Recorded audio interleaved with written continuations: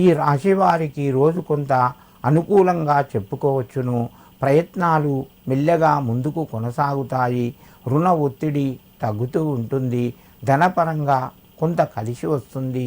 మిత్రుల యొక్క సహాయ సహకారాలు లభిస్తాయి. కుటుంబం లోపట కొంత ఆనందాన్ని పొందుతారు. మకర రాశి వారు ఈరోజు నెయ్యి దీపాన్ని వెలిగించి శివునికి సమర్పించండి. మీకు మరింత శుభయోగం కలుగుతూ ఉంటుంది.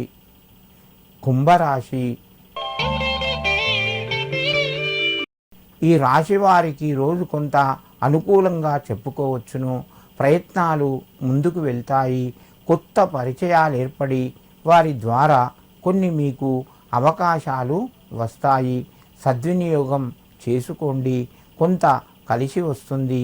కుటుంబ సభ్యుల సహకారము మధ్యమ స్థాయిలో ఉంటుంది.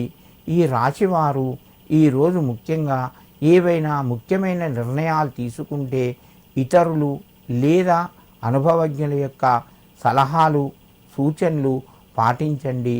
కొంత మేలు కలుగుతూ ఉంటుంది. కుంభరాశి వారు ఈరోజు శివునికి 3 మారేడు దళాలు సమర్పించి మీ పనులు ప్రారంభించండి. మీకు మరింత శుభయోగం కలుగుతూ ఉంటుంది. మీనరాశి. ఈ రాశి వారికి రోజు కొంత అనుకూలంగా చెప్పుకోవచ్చును.